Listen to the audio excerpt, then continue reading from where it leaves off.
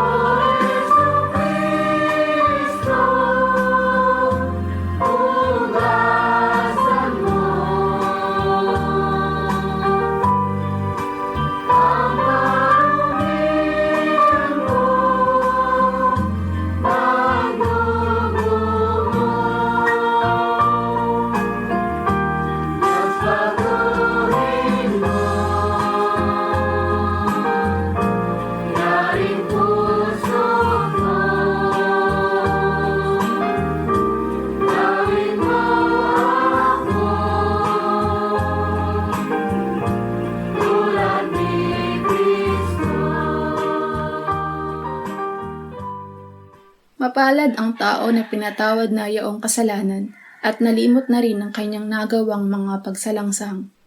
Mapalad ang taong sa harap ng Panginoon ay di na pinararatangan ng kasalanan, dahilan sa siya ay hindi nanlilinlang. Noong hindi ko pa naipahayag yaring kasalanan, sa buong maghapon ako'y nananangis sa matinding lumbay. Sa araw at gabi, bigat ng kamay mo ang nararamdaman. Ano pa't wala nang nalalabi akong lakas sa katawan. Hamog ang kaparis, dagling na tayo sa sikat ng araw. Ako ay lumapit sa iyong harapan at salay inamin. Ang aking nagawang mga pagsalansang di ko inilihim.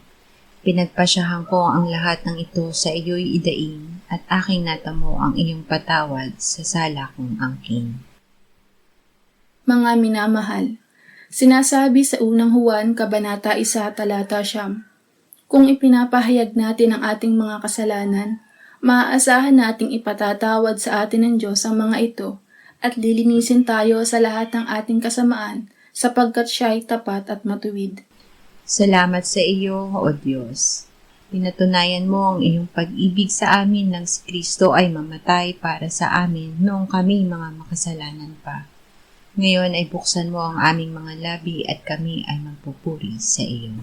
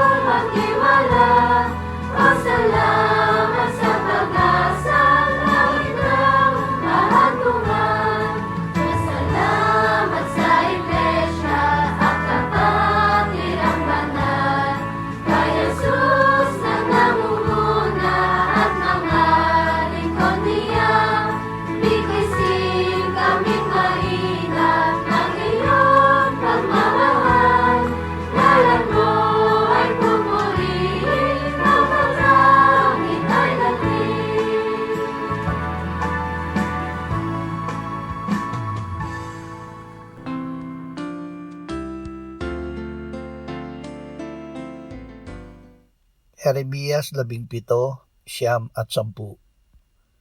Ang puso ay mandaraya kaysa lahat ng bagay at lubhang napakasama. Sinong makakaunawa nito? Akong Panginoon ay sumisiyasat ng pag-iisip at sumusubok ng puso upang ibigay sa lahat ang ayon sa kanilang mga lakad, ayon sa bunga ng kanyang mga gawa. Kamalayan kung magkasala. Napakahalaga na magkaroon tayo ng kamalayan kung tayo ay magkasala. Ang kasalanan na hindi natin nalalaman ay hindi natin madadala kay Jesus. Hindi ito maaalis sa atin. Sa ating paglapit sa Diyos ay sabihin natin sa Kanya, "Siyasatin mo ako, O Diyos, at alamin mo ang aking puso. Subukin mo ako at alamin mo ang mga pag-iisip ko. At tingnan mo kung may anumang lakad ng kasamaan sa akin at patnubayan mo ako sa daang walang hanggan." Awit 32, 3-5. Nang hindi ko ipinahayag ang aking kasalanan, nang hina ang aking katawan sa pamamagitan ng aking pagdaing sa buong araw. Sa araw at gabi ay mabigat sa akin ang iyong kamay. Ang aking lakas ay natuyong gaya ng sa init ng tag-araw.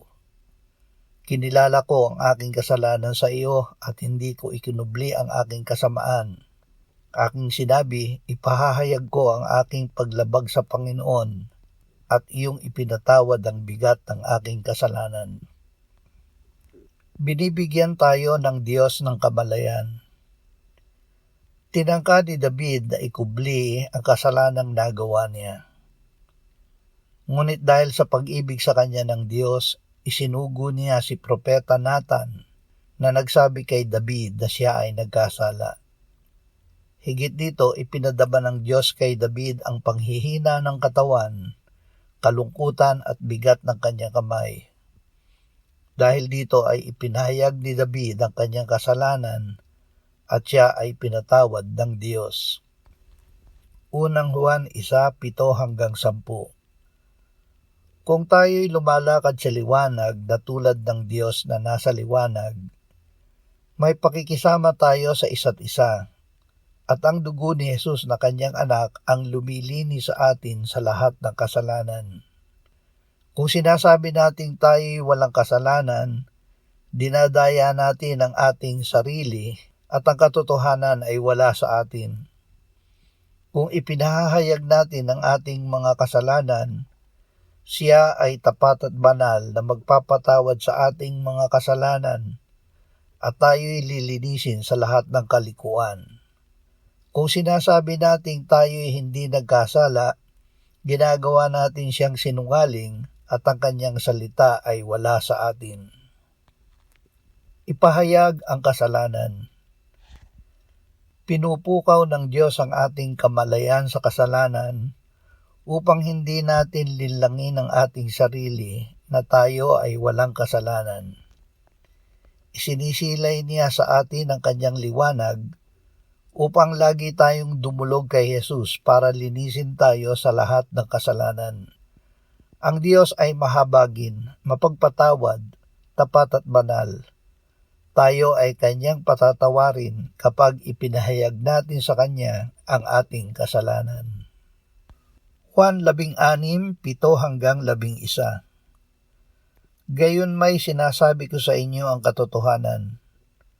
Makakabuti sa inyo na ako'y umalis, sapagkat kung hindi ako aalis, ang mga aliw ay hindi darating sa inyo. Ngunit kung ako'y umalis, siya'y susuguin ko sa inyo. At pagdating niya, kanyang susumbatan ang sanlibutan tungkol sa kasalanan, sa katuwiran at sa kahatulan. Tungkol sa kasalanan sapagkat hindi sila sumasampalataya sa akin. Tungkol sa katuwiran sapagkat ako'y pupunta sa Ama at hindi na ninyo ako makikita. Tungkol sa kahatulan sapagkat ang pinuno ng sanlibutang ito ay hinatulan na. Ang gagawin ng Espiritu Santo. Kapag tayo ay nagkasala, uusigin tayo ng diablo sa harap ng Diyos at paparatangan na tayo ay alipin pa ng kasalanan. Hindi ito ang gawa ng Panginoong Hesus. Inaanyayahan niya tayo na lumapit sa Kanya upang Kanyang ipagtanggol. Pupukawin sa atin ng Espiritu Santo ang pagsisisi at paghingi ng patawad sa Diyos. Ipapaalala niya na si Jesus ang matuwid na handog sa ikapagpapatawad ng ating kasalanan, na namatay at muling nabuhay, at ngayon ay nagtatanggol sa atin sa harap ng Ama. Titiyakin niya sa atin na ang diablo ay hinatulan na at wala ng karapatang umusig at magparatang sa atin. Magsuri ng sarili. Suriin natin ang ating sarili kung tayo ay may nagawang kasalanan upang ito ay ating dalhin upang mapatawad at alisin ni Jesus. Magpatulong sa Espiritu Santo na ipakita sa atin ang kasalanang hindi natin namamalayan upang maipahayag natin ito sa Ama sa pamamagitan ni Jesus. Ito ay pagpapakumbaba sa harap ng Diyos. At tayo ay patatawarin at lilinisin ng Diyos sa lahat ng kalikuan.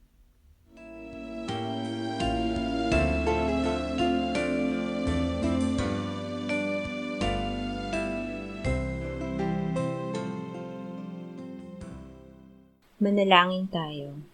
Panginoong Hesus, sinabi mo, malibang kainin ninyo ang laman ng anak ng tao at inumin ang kanyang dugo, kayo ay walang buhay sa inyo. Ang sino mang kumakain ng aking laman at umiinom ng aking dugo ay may buhay na walang hanggan. At akin siyang muling bubuhayin sa huling araw. Sapagkat ang aking laman ay tunay na pagkain, at ang aking dugo ay tunay na inumin. Siya na kumakain ng aking laman at umiinom ng aking dugo ay nananahan sa akin at ako sa kanya. Kung paanong buhay ang Ama na nagsugo sa akin at ako ay nabubuhay sa pamamagitan ng Ama, gayon din siya na kumakain sa akin. Siya man ay mabubuhay sa pamamagitan ko. Panginoong Hesus, aming tagapagligtas, tinatanggap ka namin sa oras na ito bilang aming tinapay ng buhay. Tinatanggap namin ang iyong katawan na ipinako sa krus, namatay, inilibing, pinuhay na muli at iniakyat ng Ama sa kanyang kanan sa langit bilang aming tunay na pagkain. Tinatanggap namin ang iyong dugo na nabuhos sa ikapagpapatawad ng aming kasalanan bilang aming tunay na inumin. Manahan at mabuhay ka sa amin upang kami ay mamuhay sa pamamagitan mo kung paanong ikaw ay namuhay sa pamamagitan ng Ama. Salamat, Ama, sapagkat dahil kay Kristo, kami ngayon ay nakapamumuhay kasama mo kaisa ng Espiritu Santo. Sa iyo ang lahat ng kaluwalhatian, ngayon at magpakailanman. Amen.